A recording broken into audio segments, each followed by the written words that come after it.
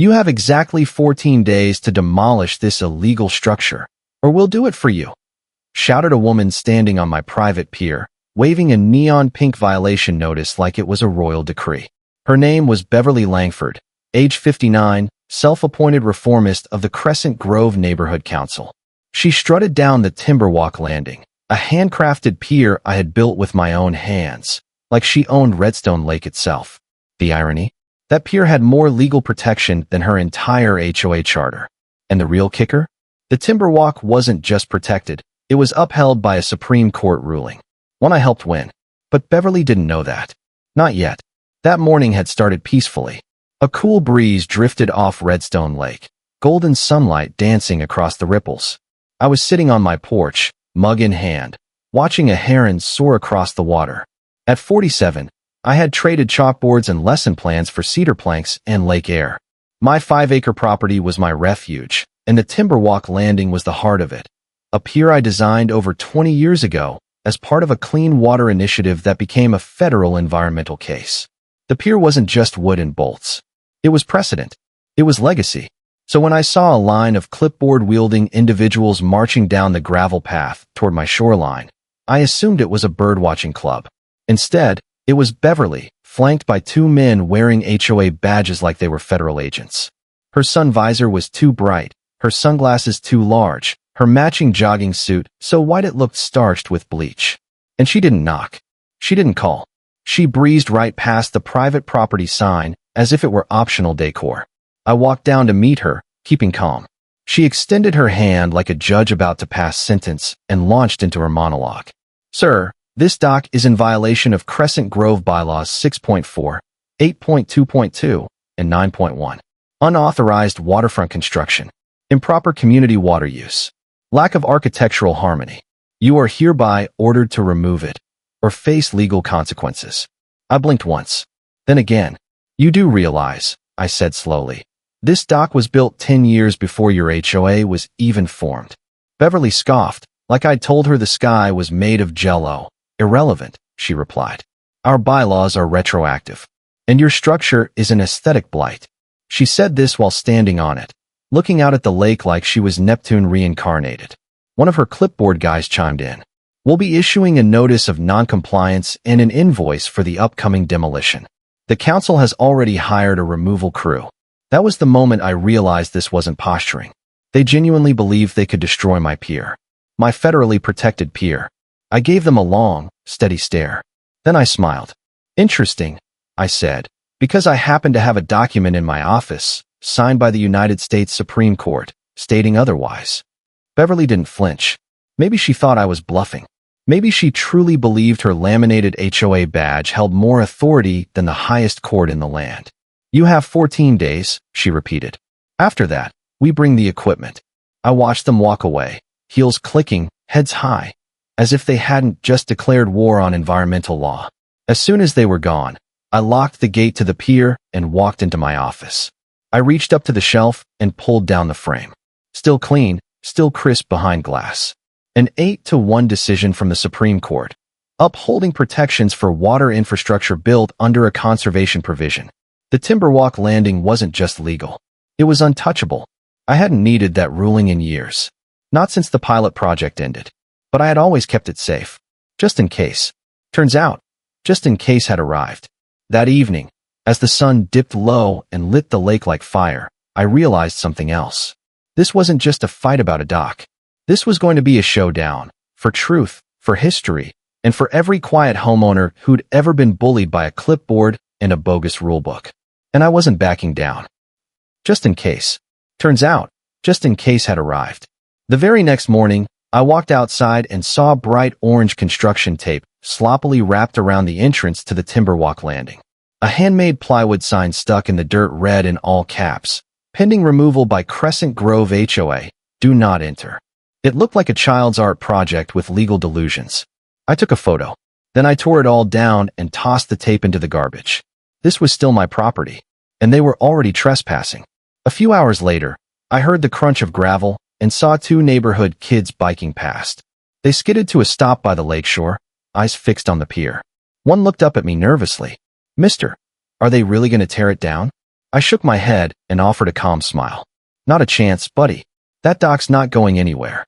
The smaller one, maybe 10 years old, swallowed hard and said, I caught my first fish on that pier. That nearly broke me. By Monday, the absurdity reached new heights. I received a letter bearing the Crescent Grove Neighborhood Council letterhead.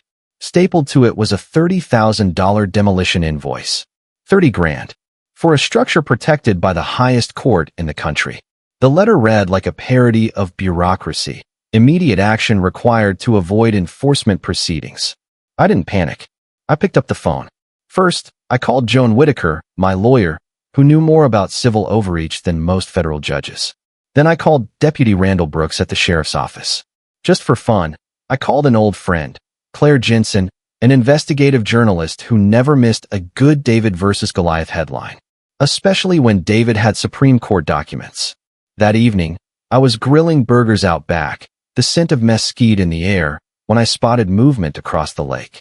There she was, Beverly Langford, standing in her usual sun visor and spotless sneakers, pacing with a pair of binoculars. She scribbled something on a clipboard, speaking into what looked like a walkie-talkie. It was equal parts ridiculous and alarming. This wasn't just an HOA dispute anymore. This was a full-blown ego crusade backed by paper threats and poorly concealed malice.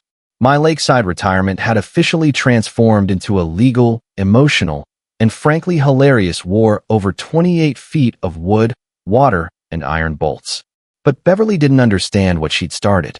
She hadn't picked a fight with just another homeowner. She was challenging a federal precedent. She was trying to bulldoze history, and I was more than ready to stop her. And just like that, the war spread beyond the boundaries of the Timberwalk landing. It began with subtle sabotage. My trash bins were mysteriously overturned every morning for a week. Tire tracks appeared, too close to my hedges to be accidental. And a stream of anonymous notes started appearing in my mailbox, urging me to do the right thing before things escalate. Classic intimidation. Sloppy, amateurish, and oddly theatrical. But I knew Beverly had no idea who she was dealing with. I wasn't just defending my peer. I was going to etch this into her HOA legacy. Then came the surveillance. I noticed it while watering the tulips near the stairs to the dock. There was a new trail cam strapped to a pine tree, barely hidden behind a few brittle sticks. The lens was aimed directly at the Timberwalk. Basic model. Cheap. Motion triggered. I walked back inside, grabbed my toolbox, and got creative. If Beverly wanted footage, I'd give her a show. I mounted a tall post with a mirror right at the dock's edge and tilted it to reflect straight back. Now every time her camera was triggered, it would flash back a burst of sunlight and her own reflection. 3 days later, I found both the mirror and the camera smashed to bits on the ground. Whoever did it had left footprints, clear, muddy prints leading back to the Crescent Grove walking trail. The passive-aggressive warfare had escalated. So I escalated too. I began cataloging everything. Photos, videos, timestamps. I even made a dedicated folder called Timberwalk Gate. It was filling up fast. But the moment things turned serious was when I found my canoe missing. It had been tied to its post like always. Then one morning, it was gone. I found it half sunk, drifting near the edge of the marsh where the lake curved into private shoreline. Someone had untied it and shoved it out. That canoe belonged to my late wife. It wasn't just a boat. It was a memory. I hauled it back in with shaking hands and called Deputy Brooks again. This time, he didn't sound amused. It's getting out of hand, he said. We'll be opening an official report. And that's when I knew the games were over.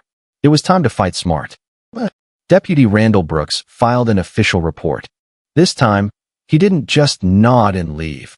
He lingered, shaking his head, and hinted that the Crescent Grove Neighborhood Council had pulled stunts like this before, but rarely against someone as well prepared as me. Unfortunately, Beverly Langford, self-appointed Queen of Crescent Grove and HOA president at 59 years old, wasn't finished. Not even close. She was just getting warmed up. Exactly 1 week later, a flatbed truck rumbled down the gravel drive at 7:30 a.m. 3 men jumped out wearing reflective vests and hard hats. One of them, a stocky guy in his 40s with a clipboard, knocked on my front door while the other two headed straight for the Timberwalk landing. Measuring tape in one hand, spray paint can in the other. The man at my door introduced himself with a half-hearted smile. "Morning. I'm Jake from Lakeside Removals. We're here to start the dismantling process. He held up a folded sheet of paper with a signature scribbled at the bottom. I didn't even bother looking at it. I really hope you haven't started yet, I said, calmly stepping outside with my framed Supreme Court certificate in hand. Because if any of your crew touches a single bolt on that dock, I'll have you arrested for tampering with federally protected infrastructure. Jake blinked. I tapped the document once. This will hold up longer in court than that fake work order signed by a woman who thinks being HOA president gives her the right to override federal law. His eyes shifted toward the dock. You serious? Dead serious, I said. And to make it easier, I already called the sheriff. You'll want to stick around to explain why your contract violates federal code. They didn't stick around. Within 10 minutes, they were gone, muttering about not getting paid enough for this kind of legal minefield. I got the whole interaction on video, license plate and all, and added it to my ever-growing Timberwalk Gate archive.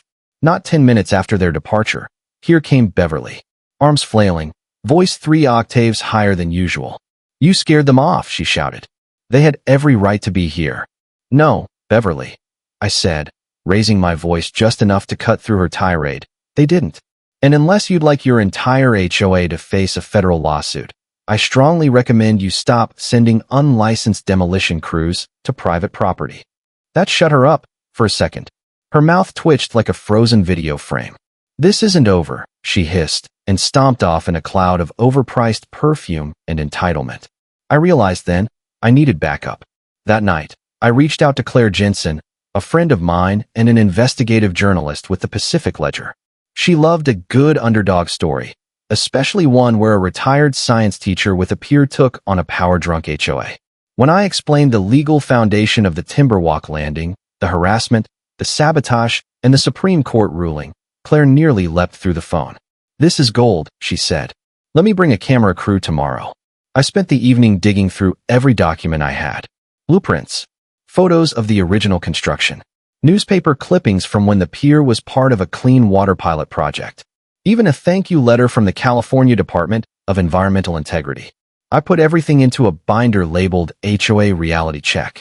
The next day, Claire and her team arrived just after sunrise. We filmed near the dock as sunlight bounced off the lake. I laid it all out, the federal ruling, the intimidation, the nonsense fines. She listened carefully, scribbling notes, asking the perfect closing question. Why fight so hard for a dock? I smiled. Because it's not just a dock. It's a line in the sand.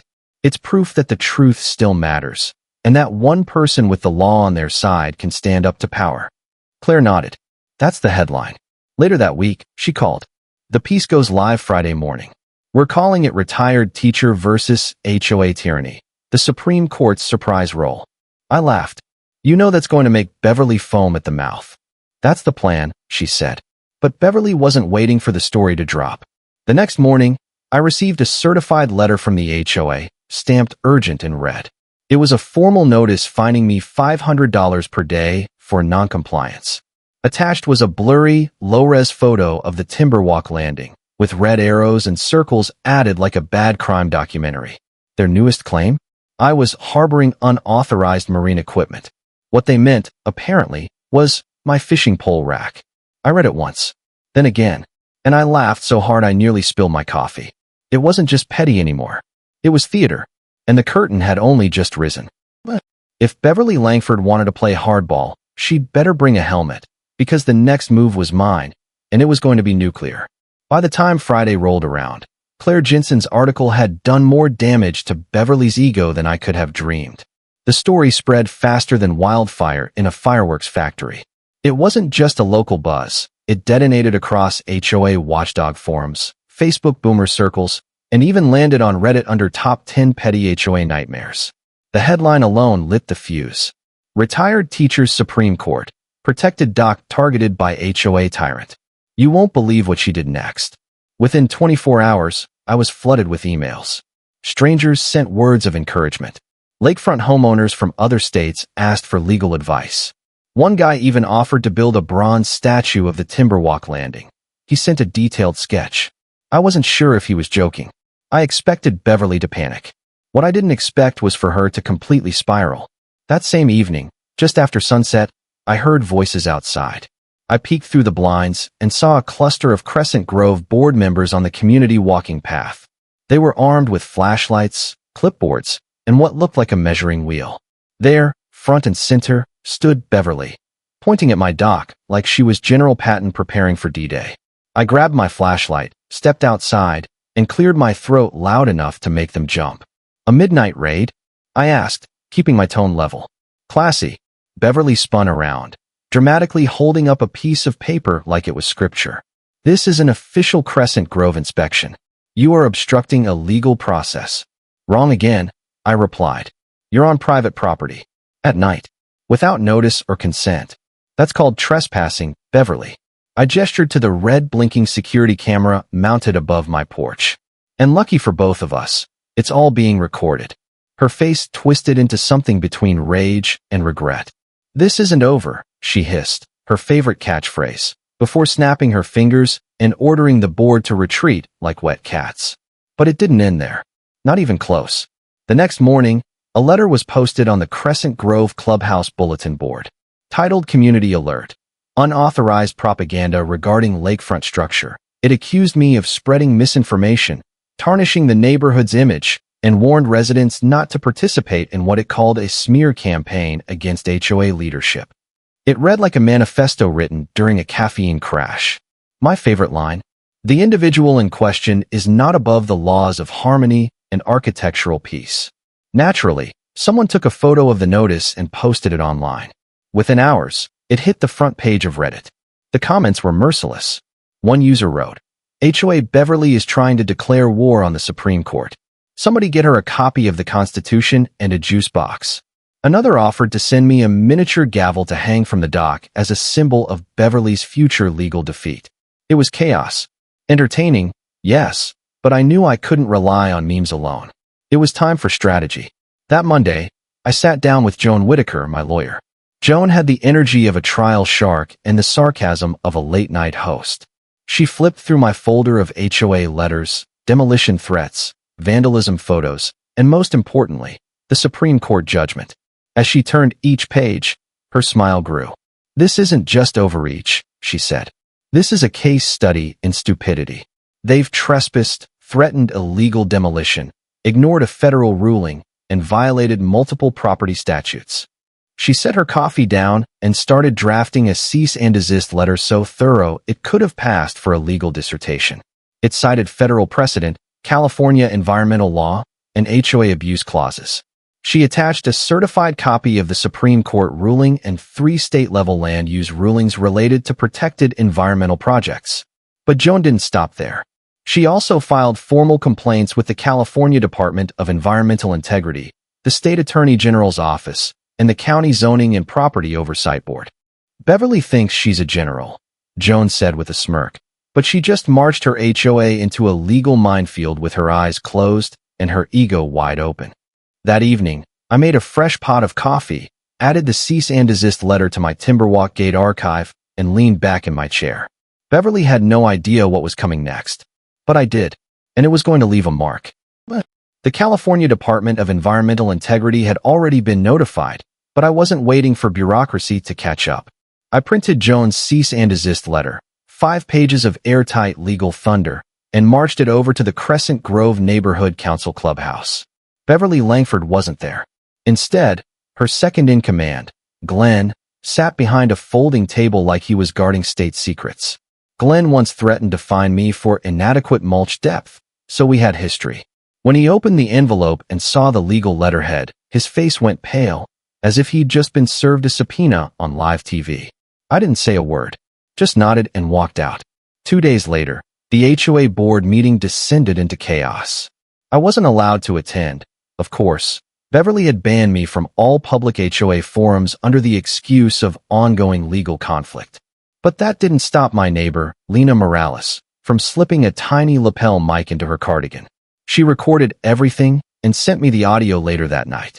The meeting started with Beverly trying to control the damage. She called Claire Jensen's article slanderous fiction and claimed it was crafted by enemies of the community. She even accused me of photoshopping the Supreme Court ruling, calling it a viral hoax. Then she tried to push a vote to hire another demolition team. This time, legally immune to scare tactics. But this time, the board wasn't buying it. One by one, members spoke up. Questions flew. Residents had been calling nonstop. Glenn, for once, wasn't on her side. Did you even verify that the dock was federally protected? He asked. Beverly scoffed. He's bluffing. Probably printed that certificate off Google. That was the turning point. Another board member demanded an independent review. Someone else suggested Beverly step back from leadership until legal clarity is established. That's when she lost it. Screaming about betrayal. Slamming HOA bylaws on the table. Shouting that the rules were stronger than federal interference. The audio ended with the sound of a chair crashing against the wall and the unmistakable screech of car tires outside the clubhouse. The next morning, I woke up to silence. No surveillance cameras. No orange tape. No notes in the mailbox. Just the soft sound of water tapping the pilings of the Timberwalk landing. It felt, for a moment, like the war had ended. But it wasn't over. Not yet. That afternoon, a knock came at the door. A man stood on my porch wearing a navy blue polo and holding a clipboard. Good afternoon. I'm with the California Department of Environmental Integrity. We received a report of unauthorized action against a federally registered structure. Mind if I take a look? I stepped aside. Be my guest. He walked the full length of the dock, examining the wood, the foundation, the posted signs. I showed him everything. The Supreme Court certificate, environmental permits, and copies of the HOA's threats. After reading it all, he let out a low whistle. They've really stepped in it. We're opening a formal inquiry, he added. No one touches this dock without serious consequences. As he walked back to his car, I felt the tide finally shift. The weight of this fight wasn't just mine anymore. Beverly's empire wasn't just cracking, it was sinking. And I wasn't done. The next phase wasn't about defense. It was about sending a message. When someone tries to erase your history, your property, and your peace, the best revenge isn't just proving them wrong. It's doing it publicly, legally, and with absolute finality. Beverly disappeared for a few days after her boardroom breakdown. No patrols. No sudden memos. No HOA courtesy visits. It was the calm before the storm. But this time, the storm wasn't mine to weather. Because while she hid behind silence, the CDI moved fast. Within days, a cease action advisory was posted on the Crescent Grove Community Bulletin Board. High-contrast legal stationery, red seal across the bottom. It warned that any interference with the Timberwalk landing may result in civil and federal penalties. Residents stopped in twos and threes to read it. Some whispered. Others walked away wide-eyed. For many, it was the first real signal that Beverly wasn't as untouchable as she acted. The myth of her authority was beginning to fracture. But Beverly? She wasn't going to vanish quietly. The calm held for 4 days. On the 5th morning, I awoke to the blaring sound of a car horn in my driveway. I opened the blinds, and there she was, standing next to her convertible, phone in one hand, waving furiously toward the lake with the other. Red in the face, shouting into the phone, jabbing her finger toward the dock. She looked completely unhinged. And for the first time in weeks, I smiled. Unhinged didn't even begin to describe Beverly Langford at that point. I couldn't make out every word she screamed into her phone from across the yard, but I definitely caught a few gems: false authority, propaganda smear, and nobody tells me what to do on my lake. The woman had finally snapped. She wasn't just ignoring the Supreme Court ruling anymore. She was actively challenging state and federal oversight, like some kind of lakeside revolutionary with a clipboard and a grudge. And then, of course, came her grand finale. Later that same afternoon, a man showed up at my front door wearing a beige uniform and mirrored sunglasses. His badge looked about as official as a Halloween costume, and his clipboard was completely blank. He introduced himself with a straight face. Good afternoon, sir. I'm Officer Trent with Marine Safety. I'm here to reevaluate your dock for compliance issues. I recognized him immediately. It was Kyle Langford, Beverly's 23-year-old nephew. The same one who once dressed up as a pirate at a Crescent Grove Halloween block party and tried to fight a mailbox while quoting the Goonies. I didn't let on. Not yet. Sure, I said calm as glass. Let's take a walk down the dock. He followed me along the Timberwalk landing, scribbling nonsense on his clipboard, pretending to inspect bolts and planks. When we reached the end of the pier, I turned casually and said, So, Kyle, how much is your aunt paying you for this little costume party? He froze. I don't know what you're talking about. Oh, come on, I said, stepping closer. You're wearing the same boots you wore when you fell into the lake last 4th of July. And, buddy, you still smell like that same discount rum. He paused, took off the sunglasses, looked around like someone might jump out and arrest him. Then he sighed. She said if I didn't help, she'd cut me off from the family landscaping business. I nodded. Well, you might want to start looking for a different family to invest in, because this one's about to implode. I walked him off my property, didn't say another word, and made sure the security cameras caught every second. Then I forwarded the footage to Joan Whitaker, my lawyer, and the California Department of Environmental Integrity. Within 24 hours, an official complaint had been filed against the Crescent Grove Neighborhood Council for impersonating a government officer, falsifying enforcement documents, and tampering with federally protected infrastructure. Joan called me the next morning. Her voice was calm, but I could hear the satisfaction. This is no longer a civil issue, she said. This is federal. By the following week, the HOA board was in full-blown panic. Another emergency meeting was called. I wasn't invited, again, but Lena Morales tucked another mic into her purse and sent me the recording. This time, the tone was different. No smug greetings. No flag-waving bureaucracy. Just tension.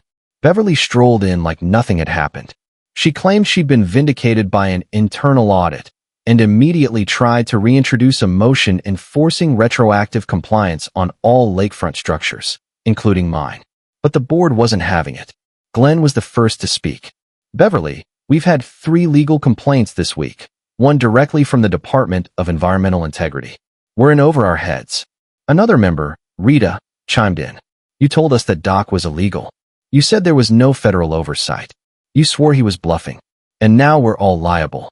Beverly's voice went up an octave. He's manipulating the system. That Doc doesn't matter more than our community's vision. There was a long silence before a quiet voice responded. Maybe it does, if the vision is built on lies. That was the breaking point. The board voted, publicly and on record, to strip Beverly Langford of her position as HOA president. They also voted to suspend all lake-related enforcement actions pending independent legal review. And Beverly? She didn't just yell. She screamed, red-faced, full throttle, betrayal-dripping rage. Accused everyone of jealousy and sabotage. Then she stormed out, knocking over a stack of folding chairs, and reportedly peeled out of the parking lot so fast she blew through a stop sign at the main entrance. That night, a brand new notice appeared on the community bulletin board. Effective immediately, Beverly Langford has been removed from Crescent Grove HOA leadership. All pending enforcement actions under her direction are suspended until further review. My phone didn't stop buzzing for the rest of the evening. Neighbors who used to avoid me were now texting, calling, even joking about hosting a barbecue on Timberwalk Landing. One message just read, "You did it. Long live the Doc." And for the first time in weeks, I slept with the windows open, the breeze from Redstone Lake rolling through, and a quiet sense that the war was finally turning. My phone blew up for 2 straight days, with texts, calls, and laughing voicemails from neighbors who, until recently, avoided eye contact. Now they were celebrating. One guy even asked if I'd throw a party. Another offered to bring a bounce house for the kids. It was surreal. Just a few weeks earlier, I was a quiet guy fishing off his dock. Now, I was the unexpected folk hero of Crescent Grove. I didn't ask for it, but I'd earned it. Then came the cherry on top. The next day, I received a formal letter from the California Department of Environmental Integrity. The investigation was complete. Their conclusion? The Timberwalk Landing had not only been legally constructed and federally protected, it was now recognized as a site of historical environmental interest. In fact, they offered to install an official state marker at the base of the dock, honoring its legacy in conservation engineering. From that moment on, it would be protected from any future interference, unless removed by direct federal authority. I framed that letter, too. But I wasn't done. I decided to do something that Beverly Langford, with all her control issues and clipboard commandments, never would have seen coming. I threw a party. A real one. I sent out invites. Set up tables and folding chairs. Brought out the grill, the coolers, even a karaoke machine. We called it Landing Day. Neighbors showed up with dishes, drinks, and wild stories of their own HOA battles. Kids jumped off the dock into the water.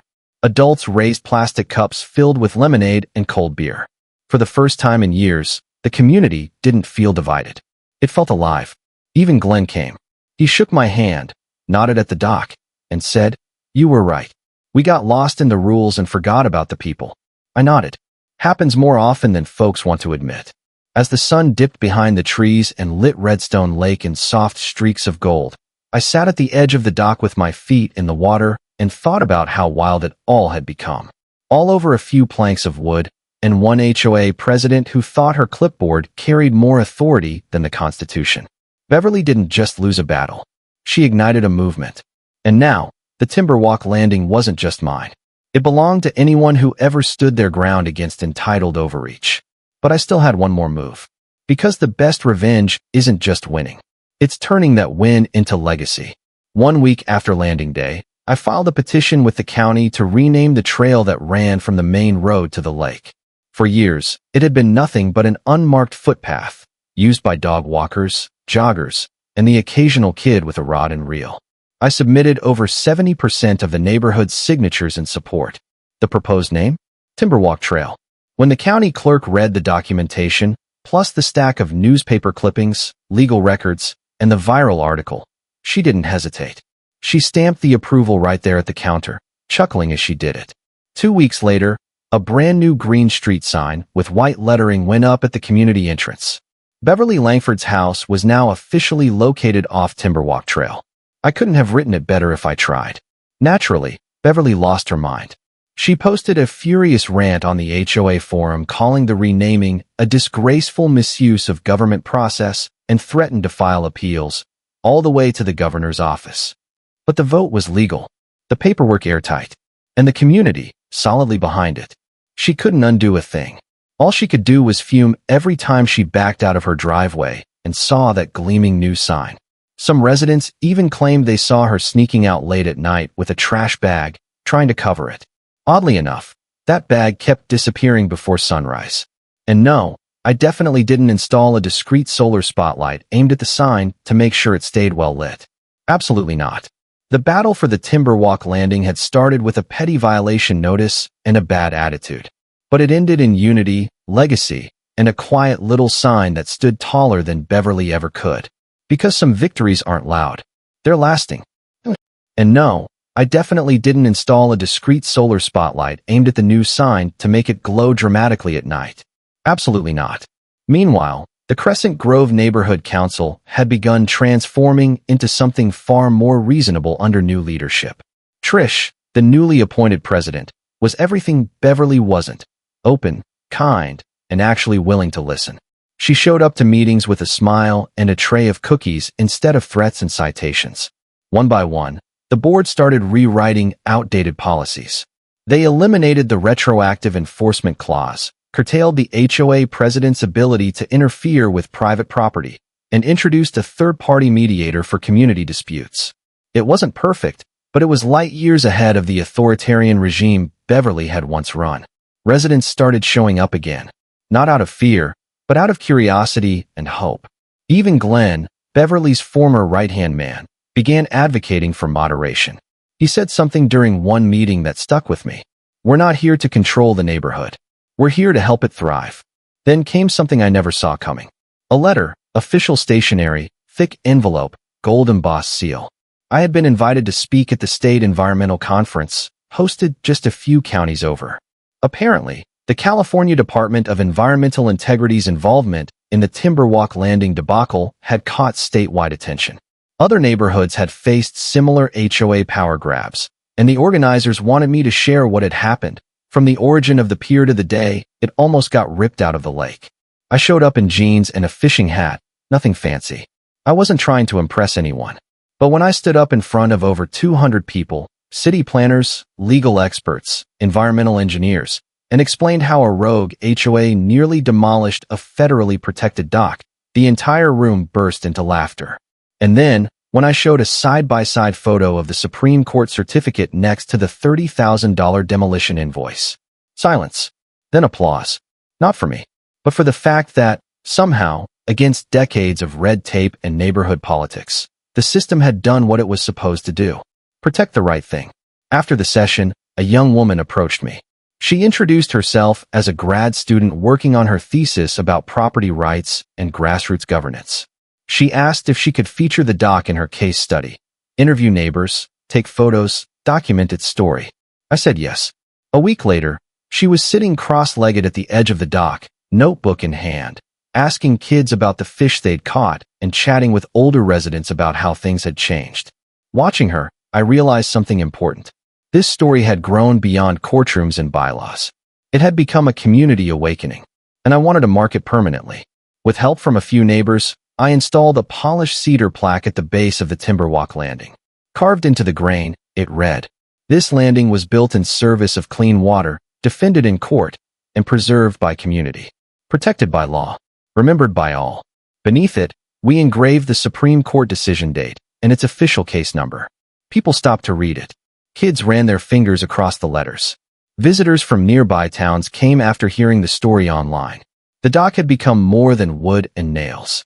It was now a story, a symbol, something solid that people could stand on and stand for. A few days later, I saw Beverly Langford again. She was walking alone along the lakeside trail. Her usual scowl had softened. Her pace was slower. When she reached the dock, she stopped, just stared. From my porch, I watched in silence.